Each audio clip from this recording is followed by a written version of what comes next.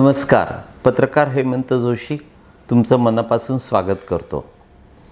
2 दिवस व्हिडिओ करता आले नाहीत कारण दिवाळीमध्ये आलेले मेसेजेस, शुभेच्छांचे जे मेसेजेस होते ते डिलीट करता करता एवढा थकवा आला होता की जेवढा थकवा एखाद्या तरुणाला त्याच्या मधुचंद्राच्या रात्री देखील येणार नाही.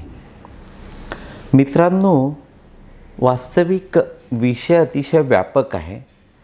जरी तो कीर्तिकर आणि रामदास कदम यांच्या वादाचा विषय असला तरी तो टप्प्याटप्प्यानं मला फार डिटेल सांगायचा आहे. त्यातून तुम्हाला नेमकं मुंबईतलं राजकीय वातावरण या दिवसात काय आहे, कसं आहे हे लक्षात येईल. अगदी सुरुवातीला तुम्हाला सांगायचं आहे की ज्या मुंबईतल्या उत्तर पश्चिम लोकसभा मतदारसंघातल्या आगामी लोकसभा निवडणुकांमुळे कीर्तिकर आणि रामदास कदम यांच्यात वादाची ठिणगी पडली, त्यावर नेमकं मी तुम्हाला सांगणार आहे. पण हे निवडणुकांचे उद्याचे निकाल तुम्हाला मी आजच सांगणार आहे आणि ते तसेच येतील याची देखील तुम्ही नोंद करून ठेवा. अत्यंत महत्त्वाचं म्हणजे की जेव्हा रामदास कदम आणि गजानन कीर्तिकर यांचे वाद विकोपाला गेले, चव्हाट्यावर आले, रामदास कदम यांनी कीर्तिकरांच्या बायकांची लफडी हळूहळू काढायला सुरुवात केलेली होती. हा सारा प्रकार किळसवाणा आहे, पक्षाला बदनाम करणारा आहे, विनाकारण डोकेदुखी वाढवणार आहे. हे चाणाक्ष एकनाथ शिंदे यांच्या लगेच लक्षात आलं आणि त्यांनी रामदास कदम यांना बोलावून घेतलं. कुठलीही वस्तुस्थिती समजावून न घेता तुम्ही उगाचच वादाची ठिणगी पेटवली हे शिंदे यांनी कदम यांना समजावून सांगितलं. वास्तविक कीर्तिकर किंवा रामदास कदम या दोघांना असं वाटलं होतं की उत्तर पश्चिम लोकसभा मतदारसंघातला उमेदवार हा त्यांच्या वाट्याला येईल, पण ते तसं अजिबात घडणार नाही.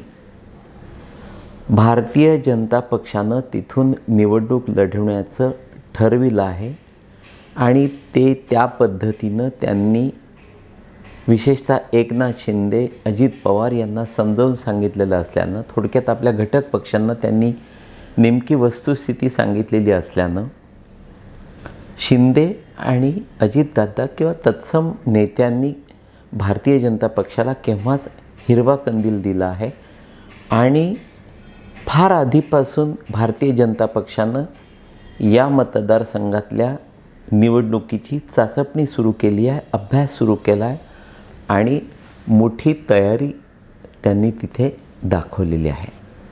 वास्तविक गावकुसाबाहेर राहणाऱ्या एखाद्या वेश्येला दिवस जावेत आणि ती बातमी पसरवल्यानंतर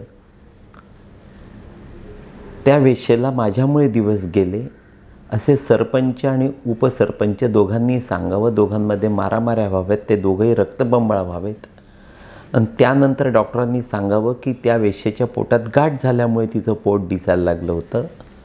तो त्याच पद्धतीचा प्रकार या दिवसात या शिंदे सेनेमध्ये घडला.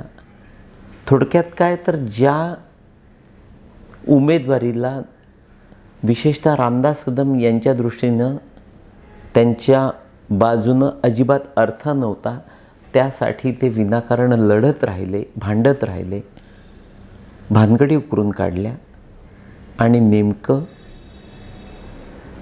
वस्तुस्थिती लक्षात आल्यानंतर किंवा शिंदे यांनी त्यांना वस्तुस्थिती समजावून सांगितल्यानंतर कदम आणि कीर्तिकरांनी कोपऱ्यात जाऊन स्वतःच्या थोबाडात मारून घेतली असेल. मित्रांनो, या मतदारसंघात जो डाव कीर्तिकरांनी टाकला आहे तो परफेक्ट आहे, कारण भारतीय जनता पक्षाला या ठिकाणी काँग्रेस नव्हे तर उद्धव ठाकरे यांची शिवसेना अर्थात विथ महाआघाडी अत्यंत चांगल्या पद्धतीनं फाईट देऊ शकते, मुकाबला करू शकते, हे उद्धव ठाकरे यांनी महाआघाडीच्या बैठकीत फार पूर्वी उदाहरणांसहित पुराव्यांसहित समजावून सांगितलेलं असल्यामुळे आधी त्या मतदारसंघात महाआघाडीतर्फे काँग्रेसनं आम्हाला उमेदवारी मिळावी असा आग्रह धरला होता.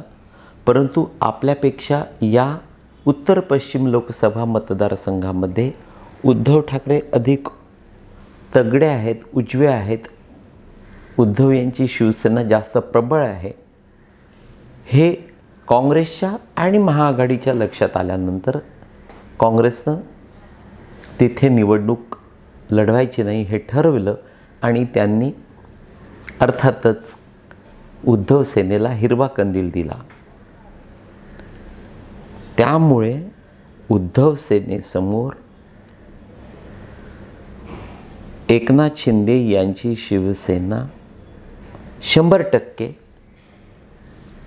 हवे त्या पद्धतीनं फाईट देऊ शकणार नाही, मुकाबला करू शकणार नाही. किंबहुना एकनाथ शिंदे यांनी जर रामदास कदमांच्या मुलाला कदम सांगतात त्या पद्धतीनं उमेदवारी दिली तर उद्धव सेनेचा उमेदवार आजच निवडून आला हे मी तुम्हाला अगदी छातीठोकपणे सांगू शकलो असतो. सुदैवानं एकनाथ शिंदे यांना नेमकी वस्तुस्थिती माहीत असल्यामुळे त्यांनी तेथे भारतीय जनता पक्षाला हिरवा कंदील दिलेला आहे आणि ही जागा आजच भारतीय जनता पक्षाच्या वाट्याला गेली आहे. आणि ज्या जागेवर शिंदे यांना उमेदवार उभा करायचा नव्हता तो वाद त्या वेश्येच्या उदाहरणा पद्धतीनं विशेषतः रामदास कदम यांनी विनाकारण उकरून काढला आणि राज्यातल्या महायुतीची किंवा त्यांच्या पक्षाची एकनाथ शिंदे यांची डोकेदुखी वाढवली, बदनामी केली आणि विरोधकांना त्यातून हसू फुटलं. तुमच्या ते लक्षात आलं असेल की रामदास कदम यांचा हट्ट आपल्या मुलासाठी, मुलाच्या लोकसभा उमेदवारीसाठी त्यांनी केलेला हट्ट आणि त्यातून उकरून काढलेल्या भानगडी त्याचा आता काहीही उपयोग होणार नाही. आणि कदमांनी आता आपोआप माघार घेतलेली असल्यामुळे गजानन कीर्तिकर यांचं काम अगदी सोपं झालेलं आहे. किंबहुना कीर्तिकरांनी आधीच फडणवीस आणि शिंदे या दोघांनाही सांगितलं आहे की यापुढे मी लोकसभा निवडणूक लढवणार नाही आणि माझा मुलगा उद्धव सेनेतर्फे लोकसभेची निवडणूक लढविणार आहे. एकाच घरात राहून एकाच कार्यालयात बसून मुलाविरुद्ध बाप या पद्धतीचा विचित्र सामना मला किमान निवडणुकीमध्ये घडवून आणायचं नाही हे त्यांनी स्पष्ट सांगितलं. त्या पलीकडे जाऊन त्यांनी शिंदे यांना सांगितलेलं आहे की मी 100% तुमच्या सोबतीनं आहे, तुमच्या पक्षात आहे, मला पक्षांतर करायचं नाही, मला तुमची शिवसेना सोडायची नाही. परंतु अमोल कीर्तिकर यांना उद्धव ठाकरे यांनी उमेदवारी दिल्यानंतर मला माझ्या या मुलासाठी, त्याला खासदार करण्यासाठी या मतदारसंघातली माझी लोकप्रियता किंवा मी जे काम केलेलं आहे आणि माझे मतदार त्या साऱ्यांचा मी अर्थातच अमोलसाठी उपयोग करणार आहे. थोडक्यात काय तर उत्तर पश्चिम मुंबई लोकसभा मतदारसंघातली ही निवडणूक फार विचित्र पद्धतीनं तुम्हाला बघायला मिळणार आहे. बाप वेगळ्या पक्षात तरीही तो विरोधी पक्षातल्या विरोधकांचा उमेदवार असलेल्या अमोलसाठी जग जाहीर प्रचार आणि प्रसार करणार आहे हे अगदी नक्की ठरलेलं आहे आणि त्या कीर्तिकरांनी त्या पद्धतीची पूर्वकल्पना एकनाथ शिंदे आणि देवेंद्र फडणवीस यांना देऊन ठेवलेली आहे. उत्तर पश्चिम मुंबईतल्या उत्तर पश्चिम लोकसभा मतदारसंघाचा बोलबाला, त्याची चर्चा काही महिन्यांपासून मुंबईकरांच्या कानावर सतत पडते आहे. किंबहुना उत्तर पश्चिम लोकसभा मतदारसंघ यासाठी चर्चेचा ठरला आहे की भारतीय जनता पक्षातर्फे, थोडक्यात काय तर राज्याच्या महायुतीतर्फे या मतदारसंघातून लोकसभेची निवडणूक थेट माधुरी दीक्षित लढवणार आहे. पण मित्रांनो, तुमच्या जे कानावर पडतं आहे की पुढली लोकसभा निवडणूक अभिनेत्री माधुरी दीक्षित लढवणार आहे, ही बातमी आता अजिबात यासाठी महत्त्वाची नाही की माधुरी दीक्षित यांना थेट दिल्लीवरून विचारणा केल्यानंतर त्यांनी काही दिवस त्यावर विचार केला आणि त्यानंतर नम्रपणे निवडणूक लढविण्यास नकार दिलेला आहे.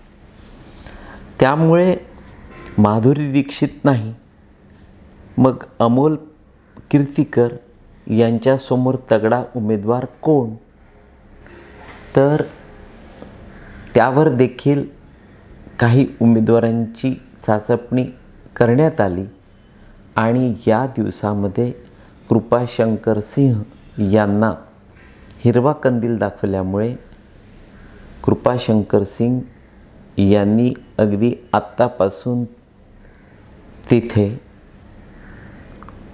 आपल्या स्टाईलनं, आपल्या एका वेगळ्या धाटणीनं प्रचाराला सुरुवात केलेली आहे.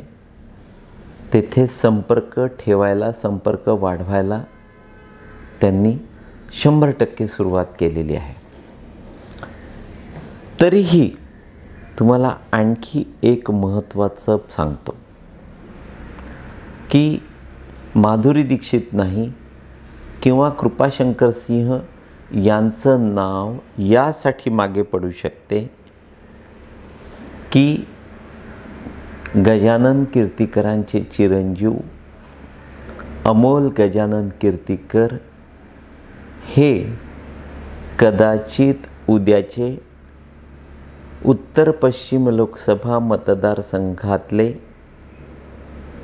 महाआघाडीचे नव्हे तर महायुतीचे उमेदवार म्हणून जाहीर केल्या जाऊ शकतं. अर्थात महाआघाडीमध्ये जर आपण निवडणूक लढविली तर आपण केलेल्या भानगडींची फार मोठी किंमत आपल्याला मोजावी लागणार आहे, याची पूर्ण कल्पना सावध आणि चतुर अमोल कीर्तीकर यांना असल्यामुळे त्यांना जर उद्या महायुतीतर्फे निवडणूक लढवण्याची विनंती केल्या गेली तर मला असं वाटतं की कीर्तीकर बाप बेटे महायुतीला होकार देतील आणि महायुतीचा, थोडक्यात भारतीय जनता पक्षाचा या मतदारसंघातला मार्ग अधिक सुकर होईल. तूर्त एवढंच मित्रांनो. नमस्कार.